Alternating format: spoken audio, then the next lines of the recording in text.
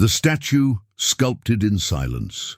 There are forces that don't ask for attention. They don't announce themselves. They don't dress in grandeur. They simply exist. They work in the dark. They build from within. They shape who you are without a sound. Self-discipline is one of those forces, perhaps the most invisible of all, but also the most decisive. You don't see it, but it sustains your days. When everything feels hard, when nothing makes sense, when you wake up with no strength and still rise, when you choose to repeat the right gesture, even without motivation, when you deny what weakens you, even when you want to give in, that's where it lives, in the silent choice no one sees. It doesn't scream. It doesn't ask for applause. It doesn't push you with euphoria. Self-discipline isn't impulse. It's endurance. It's you deciding each day that you will not abandon yourself, that you will not betray yourself, that even in the dark, you will continue sculpting yourself, like a statue that only exists because someone insisted on it. One strike at a time, one gesture a day, one line by choice. That statue is you, not the idealized version, but the true one, the one born from the decision to stay, to maintain direction when motivation fails, to sustain integrity when no one is watching, because the life worth living isn't built on days of excitement. It is born on ordinary days, on quiet days, on days when the only thing you have is your choice.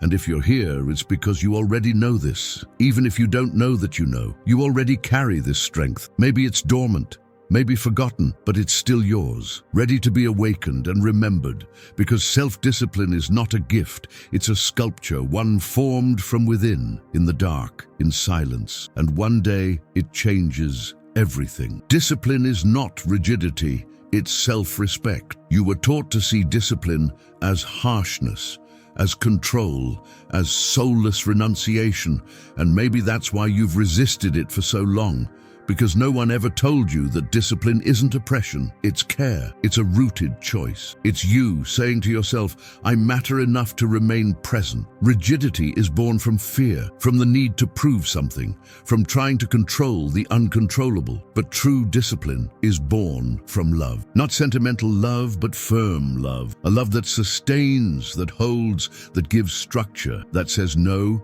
not to punish, but to protect. That repeats what strengthens you, not because it's easy, but because it's necessary. Self-discipline isn't about yelling at yourself. It's about listening more deeply. It's about noticing when an old habit no longer serves you. It's about respecting your limits without hiding inside them. It's about understanding that freedom is not doing everything you want. It's having the power to choose what brings you closer to your truth, even if that requires effort. Epictetus didn't call this sacrifice. He called it coherence. The coherence that arises when what you think, what you feel, and what you do begin to align. And this is not built with perfection. It's built with presence, with commitment, with a kind of gentleness that doesn't give in to self-indulgence. Think of a craftsman carving wood. He doesn't force it, he doesn't damage it. He respects the material, he observes the time, he adjusts his rhythm, because he knows the result doesn't come from haste, but from consistency. And so it is with you. You don't need to harden in order to be strong. You only need to respect yourself enough to keep going, even without rush, even without applause, because discipline is that, a silent way of saying, I deserve to be whole. And that is the beginning of all true transformation. What no one sees, the inner decisions that sustain the soul. You can spend an entire day next to someone and still not see what matters most. You won't see the thoughts they chose not to feed, the impulses they decided not to follow, the old habits they resisted in silence, the invisible choices that are shaping who they are becoming. Self-discipline lives in that secret place, in the space between desire and decision, in the exact moment when something in you says just not today, and yet you continue. No one sees, no one applauds, but there, something is born, a kind of root, a kind of inner dignity that only blossoms when you remain faithful to yourself, even in the dark. The world values what is visible, what's done, delivered, praised. But what truly shapes character doesn't happen in front of other people's eyes. It happens within, in the moment you choose not to respond to a provocation. When you decide to get out of bed, even without will. When you close your eyes and breathe, instead of reacting. These small victories have no witnesses, but they accumulate strength. They build self-respect. They reinforce coherence. And when you add all that up, a new kind of confidence begins to grow. Not inflated confidence that needs to be seen, but silent confidence. Steady, the kind that grows slowly, but doesn't break in the wind. Stoicism understands this discreet nature of strength. Marcus Aurelius didn't write for others, he wrote for himself. His journal wasn't a stage, it was an anchor, a way to stay with himself while the world collapsed around him. So it is with you. When you uphold an invisible decision, you're upholding yourself. Think of a foundation, it never shows, but everything above it depends on it. That's how these inner decisions work. They don't shine, but they hold everything up. And over time, all of you begins to align. Because what no one sees is exactly what builds you the most. And in that silence, your true strength is revealed. The absence of applause reveals who you really are. It's easy to keep going when there's recognition, when eyes are watching you, when validation comes in the form of praise, applause, external confirmation. But when everything goes quiet, who are you? True self-discipline begins in that moment, in the absence of an audience. On the ordinary day, in repetition without immediate reward. That's when you discover whether the choice you're making is real or if it was just an attempt to please. Because what is done in the dark says the most about your truth. Discipline doesn't need to be recognized, it needs to be sustained, because its value isn't in who sees it, but in who lives it. In who stays, in who repeats, even without applause, in who chooses the path not for the shine, but for the coherence. Stoicism calls this integrity, the virtue of being the same when no one is watching, of not bargaining your principles for comfort, of remaining whole when everything around you invites you to give up, because the world may not be watching, but you are, and your gaze upon yourself is the most important of all. Epictetus taught that true progress is not measured by others' opinions, but by internal loyalty, and that loyalty is revealed in the moments when you could give in, but choose to hold. When you could abandon, but decide to stay. When you could justify, but choose instead to honor the decision you made in silence. Think of a lighthouse. It doesn't shine to be seen. It shines because it is in its nature to illuminate, even when no one thanks it. Even when no one notices, it simply fulfills its function, and that's what makes it reliable. Strong, essential. You don't need to show your strength. You just need to keep practicing it, even when no one sees. Because one day, everything that was done in the dark will sustain the light.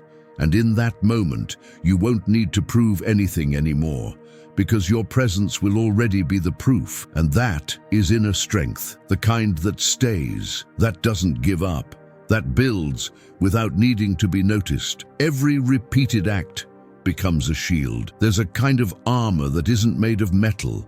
It's built from choices, from small gestures repeated day after day, from decisions that seem insignificant but little by little become shields. Not against the world, but against self-abandonment, against internal instability, against the impulse to give up every time pain tightens its grip. Every time you keep a promise to yourself, even if no one sees it, something in you reorganizes. A part of you learns, I can trust myself, and that trust, built slowly, becomes a fortress. Not a fortress that resists out of pride, but one that sustains out of humility, because whoever is faithful to their small decisions is already changing, even if they can't see the results yet. You don't need to transform everything all at once. You just need to maintain what you've already started, a habit, a choice, a commitment, even if it's small, even if you're tired, because consistency, even imperfect, is worth more than any burst of energy that burns out in days. Stoicism calls this inner mastery. And mastery isn't about controlling everything. It's about clarity on what matters, strength in what depends on you. It's about holding on to what strengthens you, even when the world tries to distract you, because something will always try to pull you off course. But if you uphold the gesture will uphold you. Imagine a warrior who sharpens his sword each morning, not because he expects a battle, but because he knows his discipline is what keeps him ready. Readiness isn't about being at your peak. It's about being present, steady, aware. You're the same. With each repetition, something sharpens in you. Something adjusts. Something takes root. And one day, without even realizing it, you'll be the person you once dreamed of becoming. Not because you changed overnight, but because you never stopped trying. You never stopped repeating. You never stopped walking. Even when everything said it would be easier to stop. That's the shield, and it's not visible, but it's felt in the way you rise, in the way you look in the mirror, in the silence with which you keep your own word. That is what makes you unshakable, from the inside out, without spectacle, but with truth. The Stoic doesn't live by impulse, he lives by direction. Most people live in reaction to what they feel, to what they hear, to what the day imposes. They're guided by impulses disguised as intuition, but impulse is fleeting. It pushes, it throws you off balance, it seduces with urgency, but it doesn't sustain purpose. And living by impulse is walking without ground, always at the mercy of whatever comes. The Stoic doesn't live like that. He lives by direction. He chooses before he feels. He decides before it becomes necessary. He understands that living well isn't doing what you want when you want. It's doing what's needed, even when you don't feel like it. And that requires more than motivation. It requires clarity, silent conviction. Epictetus said, "First say to yourself what you would be, and then do what you have to do." That phrase carries a map, an axis. It shows that self-discipline begins with a vision, an identity, a destination, and everything that comes after are steps, steady steps, aligned, even if short, even if imperfect. When you know where you're going, distractions lose power, shortcuts lose their shine, comparisons lose their meaning, because what guides you is not the emotion of the moment. It's the intention that pulses deep inside, even on days when everything feels cloudy. That's what discipline is, embodied direction. It doesn't need to be harsh. It doesn't need to be rigid. It needs to be alive. It needs to be upheld. It needs to come from within. Because only those who live by direction are able to walk through storms without straying from themselves. Think of a ship. It feels the wind. It feels the waves. But it's the compass that determines the route. You're the same. The world will shake you. Your emotions will test you. But if your direction is clear, you remain. And remaining is not stagnation. It's loyalty. The loyalty of someone who has already decided who they want to be and now lives as if they already are. Even before being seen, even before arriving, because those who live by direction are already on the path. And that is enough. Fatigue comes, doubt appears, and still you remain. There are days when everything feels heavier, your body, your mind, your will. Consistency starts to feel like a pointless effort. Silence feels like loneliness. Doubt quietly asks whether any of this even makes sense. And it's at this point that many people give up. But it's also at this point that self-discipline reveals its true face. Being disciplined doesn't mean being constantly motivated. It means continuing even when motivation doesn't show up. It means rising even without faith. It means taking the next step even when it feels like nothing is changing. It means holding the right action, not because it's easy, but because it's just, because it's coherent, because you made a promise to yourself. You don't need to feel unshakable in order to keep going. You just need to recognize that your feelings, no matter how intense, are temporary. The Stoic knows this. He observes emotions like clouds passing by. He welcomes them, but doesn't let them steer the wheel. He feels everything, but keeps going. Self-discipline is that quiet strength that activates especially on hard days. Not to force you to be strong, but to remind you that strength is not the absence of pain, but the choice to keep going despite it. It's the choice not to let a fleeting feeling define the course of your life. Think of a candle in the middle of a stormy night. It flickers, it wavers, but it doesn't go out. It knows that its role is not to light up everything, but to persist, to stay lit while the darkness tries to overcome it. That's you when you choose to remain. When you choose to be faithful to your path even when doubt appears. You will get tired, you'll want to stop, you'll question whether it's worth it. But if even then you remain, then you've already overcome something no one sees.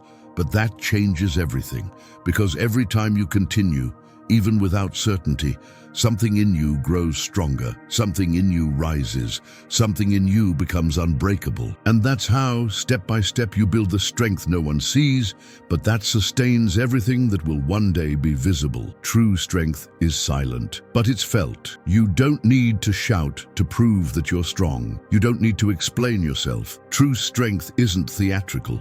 It doesn't demand recognition. It doesn't seek attention, but those who are near feel it. They feel it in the way you walk, in the way you speak, in the way you choose what to repeat and what to let go of. Self-discipline doesn't have to be aggressive to be firm.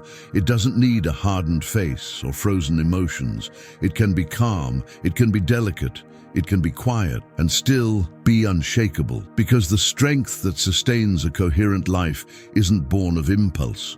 It's born of conscious repetition of internal choices. It's in the habit of saying no to what weakens you that real power is revealed. Not the power to control others, but the power not to betray yourself. The power to keep going through boredom, through fatigue, through lack of immediate results, the power to stay constant when everything else invites distraction. The Stoic understands that real strength is the kind that shapes character, and character isn't built in a single gesture, but in 1,000 small decisions, one by one, repeated, honored, embodied until they become part of who you are. You can see this in yourself, in how you react when no one's watching, in how you stick to what you've chosen when there's no reward, in how you stay present in your process, even when there's no urgency, no rush, just a quiet call to be faithful to yourself. Think of a rock shaped by the tide. It doesn't transform through impact. It transforms through constancy, through repetition, through patience, and in the end, that's what makes it beautiful. That's what makes it unique. Your strength doesn't have to be visible, but it must be felt by you, in your body, in your gaze, in your choice to keep going, to repeat what heals you, to abandon what sabotages you, to honor what brings you closer to who you know you can be. And when that strength settles in, it doesn't shout, it supports. And because of that, it's felt, without needing to be proven, because everything in you begins to speak without saying a word, without showing off, simply by being, and that is enough. When you honor your decisions, your mind stops sabotaging you. Every time you promise something to yourself and don't follow through, a bond breaks. Not with the world, with you, and your mind feels it. It notices. It records, it learns to doubt, to distrust, to create shortcuts, excuses, sabotage, not out of malice, but out of self-protection, because it saw your words weren't being upheld. Self-sabotage is born from that incoherence, from the distance between what you say you want and what you actually do, from the noise between intention and action. And when that gap keeps repeating, your mind begins to operate in defense mode. It starts preventing you from trying, because if trying leads to pain, better not move at all. But there's a way back, there's healing, and it begins when you honor, even quietly, what you say to yourself, when you keep a small promise, when you choose in an ordinary moment to uphold what you've decided, even with no results, even with no witnesses. That's when your mind starts to hear, maybe I can trust again. Stoicism doesn't demand perfection. It proposes integrity. It calls for your actions to be aligned with your reason, with your values, with what you believe, not to impress, but to restore trust. in your own thinking, in your own word, in your own story. You don't need major changes to stop sabotaging yourself. You just need to become someone who keeps their own word, someone who doesn't trade integrity for convenience, someone who prefers the discomfort of staying true over the fleeting pleasure of avoidance. Think of an abandoned field. It looks neglected, but with daily care, with small acts of attention and presence, it can bloom again. So it is with your mind. It just needs proof that you're returning, that now it's different, that now there is presence, and presence creates roots. When you honor your decisions, even silently, something in you begins to organize. Something in you stops resisting and starts cooperating, starts walking with you, starts trusting, and a mind that trusts itself no longer needs to sabotage. It begins finally to build with you, for you, as you. The strength no one sees builds the life everyone respects. You don't need to prove anything, not to the world, not to others, not even to the mirror, because true strength is not the kind that puts itself on display. It's the kind that sustains, that remains, that builds without haste, without spectacle, without urgency. Silent self-discipline may look small, but it's what supports your name, your decisions, your freedom. It's what day after day lays every stone along the path only you can walk. And even if no one sees, the world feels it. The world recognizes it. Because there's something in those who remain that inspires respect. The Stoic doesn't act for applause. He acts from conviction. He understands that the life that truly matters is not the one that looks impressive from the outside, but the one that feels coherent from within. And that coherence is built in the invisible, in the difficult choice, in the quiet yes you repeat to your essence, even when your body screams no. You don't need to be flawless. You just need to be honest with what you want, with what you feel, with what you repeat, because it's through soulful repetition that character is born, and from character comes a life that no longer needs an audience to make sense. Think of a root. It grows in the dark, silently, slowly, but it's what holds the tree upright. It's what makes the fruit possible. It's what no one sees, but what makes everything bloom. Your discipline is that root, and the fruit will come with time, with care, with consistency. But even before the fruit, even without it, the strength is already within you. And those looking from the outside may not understand, but they will feel it. They will notice, because a life built with discipline doesn't need to convince anyone. It speaks for itself, and in the end, that's what the world respects. Not the one who shouts the loudest, but the one who remains standing when everything invites them to quit. That's the kind of strength that changes destinies. The strength no one sees, but that transforms everything from the inside forever.